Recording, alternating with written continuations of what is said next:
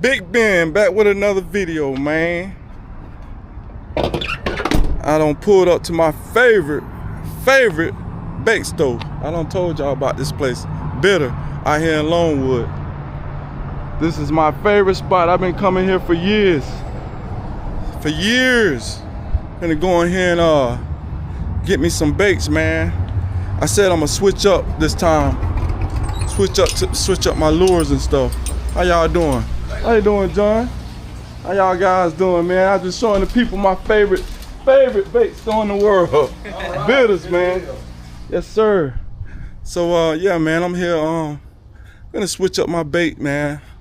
Y'all keep saying get some swim baits and stuff, so I'm gonna do that. But I'm gonna stick with my lures though. My flutes, man. My favorite color I'm looking for right now.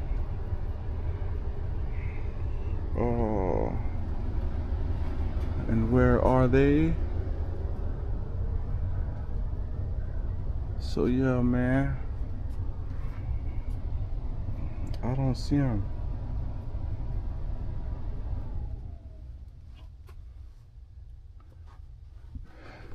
Oh, they got to have my color, man. What they do?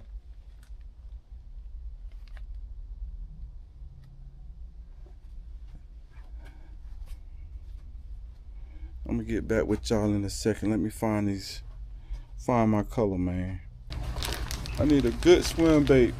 What you recommend? What kind of swim bait? I don't know. My subscribers been telling me I need to switch up and try a swim bait, because you know I use a lot of flutes. I use a lot of flutes, and they've been telling me to use swim baits to catch bigger bass. So what you think about that? It don't.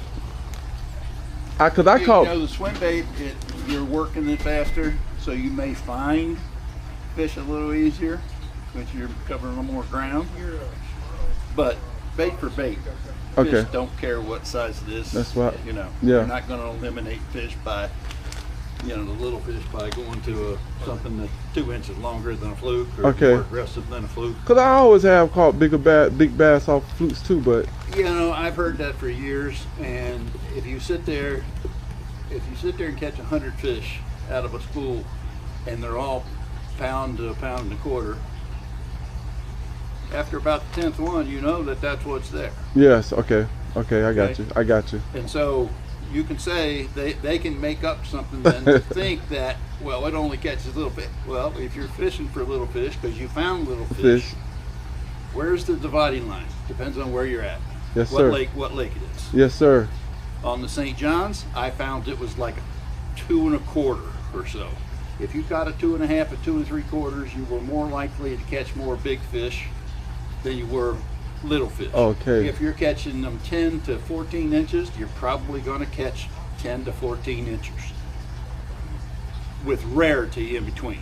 I had one spot that I never caught any over 3 pounds on the St. Johns River, and we ended up winning the tournament that day, but I ended up catching an 8-pounder there. Wow. Had never, ever, except for one other day when it was storming and I shouldn't have been out there, the 5-pounders were biting, which I never caught on any other day.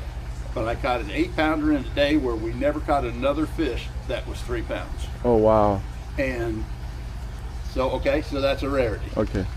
You just can't. Based off the lake, man. Pretty much. It's based on the lake, so when you go to Toho, it may be 3 pounds and up. Okay. The rivers usually are a little smaller, general speaking, but it just depends on what it is. So you got to do a lot of fishing though to come up with that. You can't just go down and say, okay, I caught 2 2.5 pounders. You don't know that yet. Yeah, I got you. And if it's a relatively small lake, you're going to fish the whole thing anyway. What difference does it make? Yes, sir. So you might try something different. If you're sitting on the bank, casting at the bank, and you're catching all little fish, try casting out from you. Do something out behind you, or what's under you. Yeah, okay, I got you. But it's not. Everybody wants to make it simple, stupid, but it's usually stupid comments like that don't make it simple. I got you. it allows them to keep fishing because they think they got something figured out. Yeah. And nobody knows until it happens whether they did or not. I got you. Okay. I got So you. somebody figuring it out in the winter park chain may never have happen again at the Harris chain. I got you. So, you know, sometimes there's no correlation, sometimes there is. I got you. Typically, when I leave the state, I don't change anything on my rods and reels. I don't change anything. Now, once I get there, I might find something that I need to do or want to do to try. Yeah, or once you whatever. get there and experience. Yeah. But generally speaking, I got the same rattle trap, the same spinner baits, the same worms, the same line, the same weights, same flipping poles. You know, if I'm flipping Okeechobee and you know, I'm in the heavy high driller, which there is none, but you know, we're on south end of Toho right now. I'm going to have a 3/4, probably a half or a 3/4 ounce on all day, and I may have a 1 ounce ready in case I see something that's blown in on top of it or something. But there's no reason to change that. So if I'm going to Gunnersville, all I'm going to do then is look for stuff that's going to take that half ounce, 3/4, or 1 ounce weight. Okay. So that, you know, is kind of, I don't do a lot of changing. Okay, I got you. You know, Stick with what you know. You got to do what, you know. I'm a flipper and a rattle trap. I'm okay? a flute man all day. Okay? So there's not a damn thing wrong with that. Okay. But I would suggest, because I know somebody very well in history. He lives in Jacksonville. Professional fisherman for longer than I have. He likes to take the big fluke Okay. and dead stick it on the outside edge of the vegetation. All right. So the long ones, the bigger ones you got in there. Well, and that's probably where the bigger ones are going to be. Yeah, okay. Okay. Yes, sir. And so, from that standpoint, maybe it's an offering that they see a little bit better out there because you got scattered stuff. And he wants scattered stuff. Okay. He don't care if it goes to the bottom or whatever. But he's, you know, wherever it lands, he's going to leave it sit for 10, 15, 20 seconds. If you pull it once or twice to see if it does something else, that's fine. Wind it out, throw another one, which is what most of us do with flukes anyway. Okay. Are you snapping it? Yeah, I twig it a little bit, roll, and I throw it in the spot, let it sit for a second, pop it, and wind it in.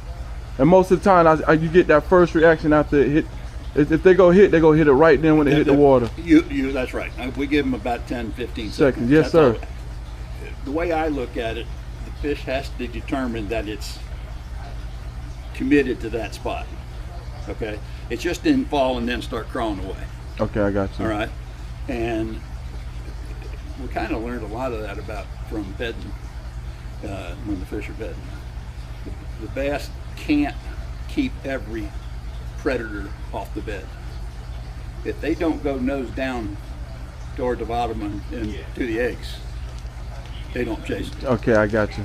You can swim across up here a foot above it all you want, Yeah. unless you hesitate a little too much. But you know, if they do this, that's a potential one that they got to run off. If they're just swimming by, the whole school of them, they never move. So we think of it in the same way when you're dead sticking a fluke. And I had to learn that. God almighty, I had to learn that. And it was hard. It was really hard for me. Because you caught fish doing this. Yeah, I'm pretty good at. Well, but it's always, you can always learn something. yeah, and so it's like shaky heads now. Well, it's going back probably now 7, 8 years. Scroggins came in here and I asked him, I said, what's the deal with not shaking a shaky head? He said, been like that for years. I've been doing it for a couple years. I just wondered, is it just me that can't get a bite sitting down, shaking it? Yeah. No, it ain't just me. It's all the professionals that figured that out. And yet everybody I got in the back of the boat, it's 32-1.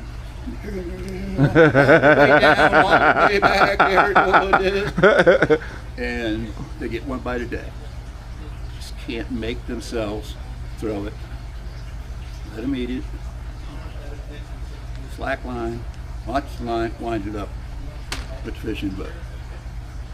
But if you fish by the sword, you die by the sword. Yes, sir. In some cases, you catch a lot of easy fish. Yeah. Yeah. Which normally is going to be smaller ones. Yeah. Because the smaller because they're not as in tune to being caught 30 times already. Yes, yes. And that and the fishermen getting so much better over the years, I think, is part and parcel of what is happening. You have to do something different. A lot of times, if you're in a schooling spot, when the water runs out of Toho, runs into Cypress. Well, the bottom end of the canal there runs into Cypress, and right in the mouth of Cypress is a typical schooling spot when the water's running. Because there's thousands of fish there. But you'll get there, you catch 55, 60 of them, and then you can't get a bite. Oh, wow. Okay? You throw a worm out there, you get a couple of them. You throw a crankbait out there, you get a couple of them. If you're lucky enough to have not 4 other people sitting there already, or 4 more come right as soon as you leave, you can leave for an hour, hour and a half, come back and catch 10 or 12, and then they'll quit again. You know what, Sue? Come tomorrow morning, same thing, go catch another 50, 60. And then they stop reacting to the bait. Oh, wow.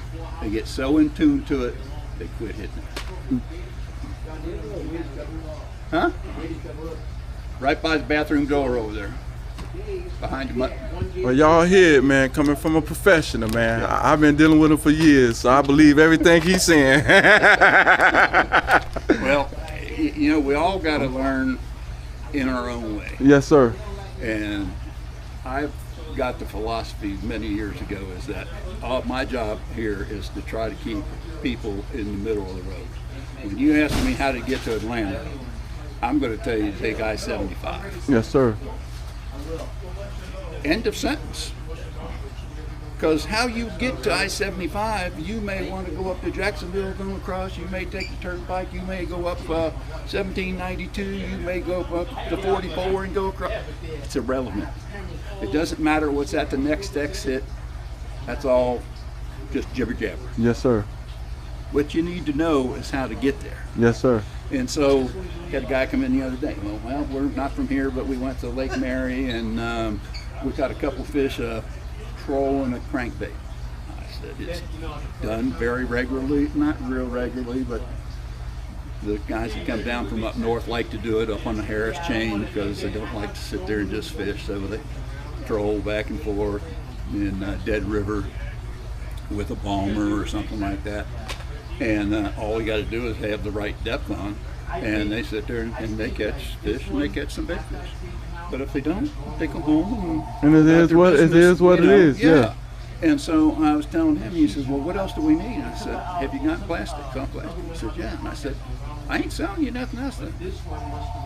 I don't need to. Yes, sir. If you don't have something that you've got confidence in and you develop that confidence, you certainly don't need to divide that up by 3 or 4 other baits. Okay. That you've got size, color, vibration, all the things that make it work or could make it work.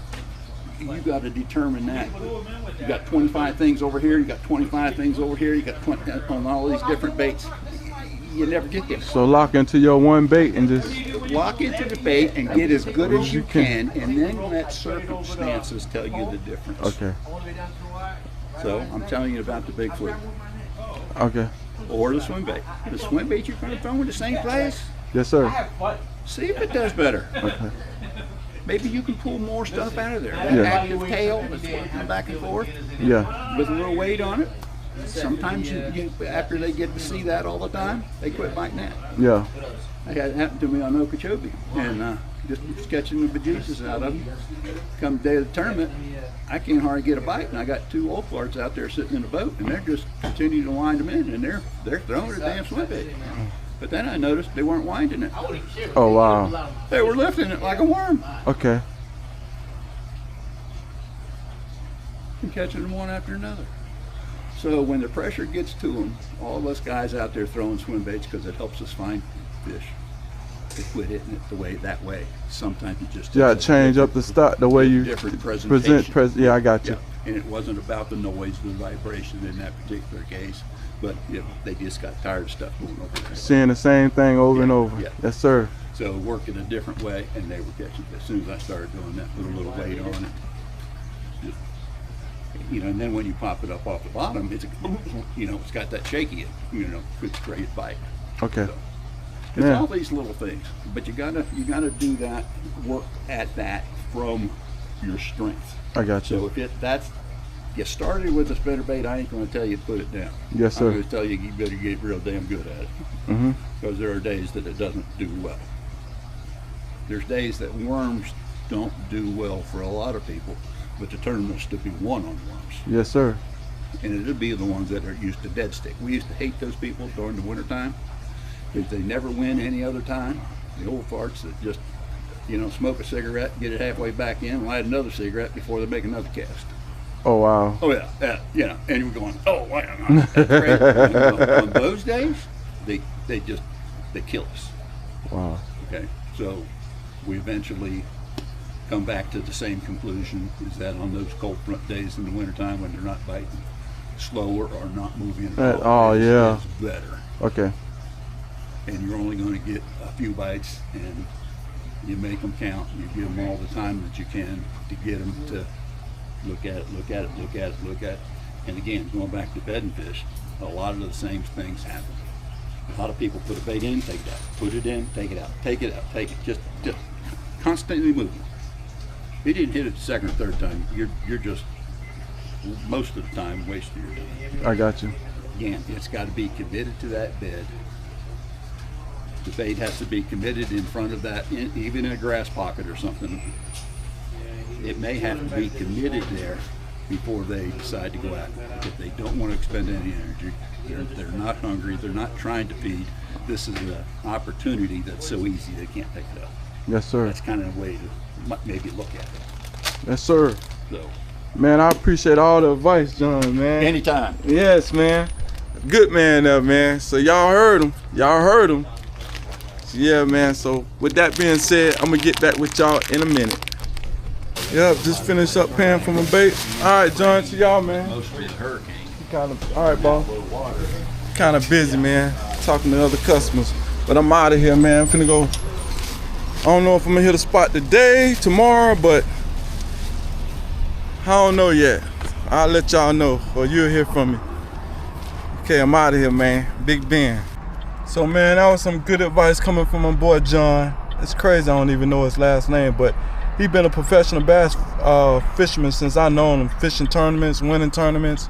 So I believe everything he's saying about, you perfecting the bait that you like using, which is mine. Mine is pretty much a fluke. I mean, the fluke. So, and like I said, I'm willing to try other things. I even brought a chatterbait. I brought a chatterbait and a couple of, little swim baits, which I'm gonna try. But I'm gonna stick to what I know, and that's fluke. Cause I always have caught big bass off flukes. And like I was saying, he was saying, it really depends on the spot where you are, So, with that being said, I think, cause I'm over here in Longwood, it's this lake over here I've been telling y'all about for a while, since I started my videos. Big bass. I don't have my boat with me because I really just drove over here to get bait today. So but it's a couple docks out there. I'm gonna go out there and cast a couple times, see if I can pull one for y'all. And we'll go from there, and I'll see you when I get there, man. Man, this is one of the spots I used to fish, but it got so much grass in it now, bro. I used to come down this little canal and walk to the end down here. And it's right at the end, it's a little hole. And man, I used to be able to kill them. But I don't know about it. They ain't been out here in, like I say, years, man. So I don't know what's gonna happen. I got to be careful, watch out for snakes.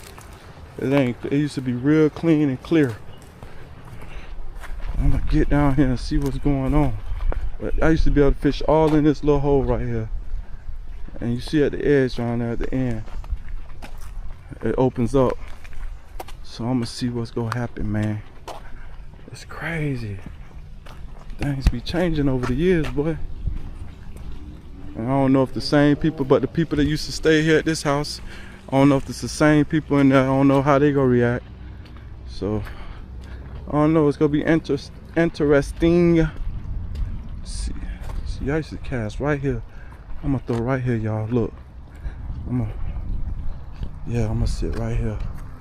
I'm gonna cast down there. Hope y'all can see good. I'm gonna cast down there in this little hole right here and see what happens.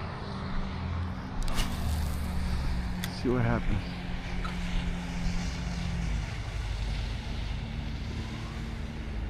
I used to catch some big bass out of here. Ooh.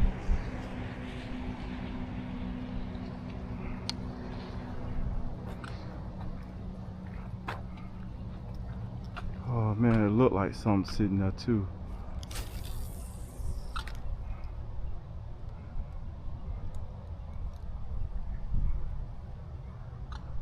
And you know what's crazy, man? They didn't have my favorite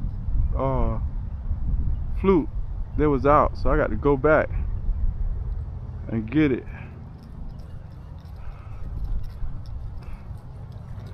And check out the new rod I got from, hey, this is from Walmart. It's $21. This is the best feeling rib, man. For $21, bro, it feels so good, bro. It feels so good.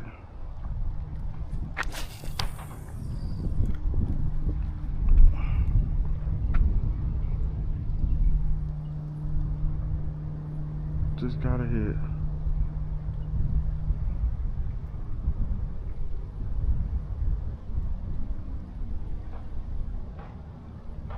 Usually by now I had about 5 or 6, but we're not gonna complain. See that sand? It's a sandbank out there too, right there, boy. They out here skiing, jet skiing. Look at this lake, y'all. It is beautiful. I've been fishing it for years, and I'm telling you, there's some monsters in this pond.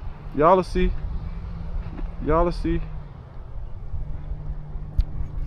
Yeah, that spot ain't hitting on nothing right now. I usually come a little later than this. It's what, 1:32? I'm just trying something right now. Cause I got to go to work tonight. So I'm just trying to hurry up and hit these spots while I'm over here real quick. See what I can do. Get some on camera for y'all guys. Guys and ladies, excuse me. But yeah, I'm gonna get back to y'all when I get to the next spot. So this is the second spot, y'all. Like I say, I don't like coming this early. Coming to this lake in the afternoon, I know this lake, trust me. It might have been a couple years since I've been here, but it's always been a late afternoon lake. And there's some monsters in here, bro. I'm gonna prove it to y'all. I'll be out here next Saturday. What the day is? The 6th? Next Saturday I'll be out here. I'm gonna show y'all. This lake is the truth. It's monsters out here. I have hooked them myself. I'm just gonna go try one more spot. I might not even go over the across there. It's a dark. I might not even go over the. I might not go to the spot over here in Altamont. I know down the road. There is monsters out here, bro. Trust me. It wouldn't have been a good day to come out here anyways, because everybody out here jet skiing and stuff. But trust me, next Saturday, you know what? I'm gonna predict it. I'm gonna pull at least a 12-pounder out here. I'm gonna predict it. Next Saturday, I'm almost positive. I'm gonna pull a 12 to a 10-pounder out this hole, and it might be more than one. I'm predicting that. Man, this little reel cast, man. Boy, I got this little cheap reel from Walmart. It's crazy. Feels so good. I used to buy those expensive ass pair, $150 for a rod and reel, and that was way back in the days when I was fishing back in the days. But man, I do the same thing with Walmart reels. $30 reel. To me, it's no difference.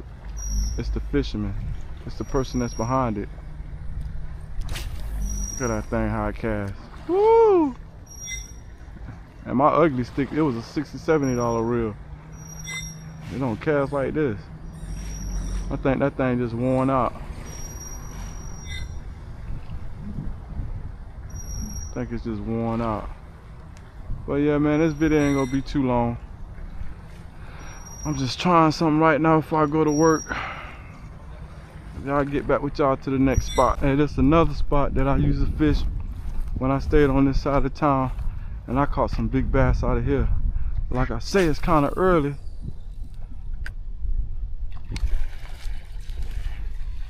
It's kind of early, so I don't know what's gonna happen, man. I'm just out here trying something.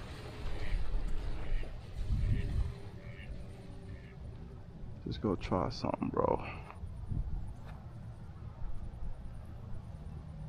But I have caught some monsters out of here, though. Monsters. Ain't no monster, but I caught one.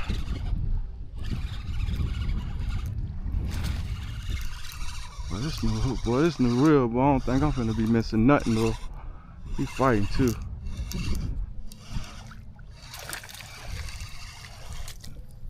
It's a good sign they still here, boy. They still here.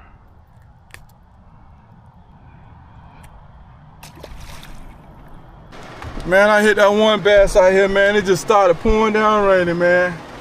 I'm finna call it end to this video. But man, like I said, I ain't really do that much fishing, but you know, with all the information and all, you know, I got from John today, I think that was good enough for me.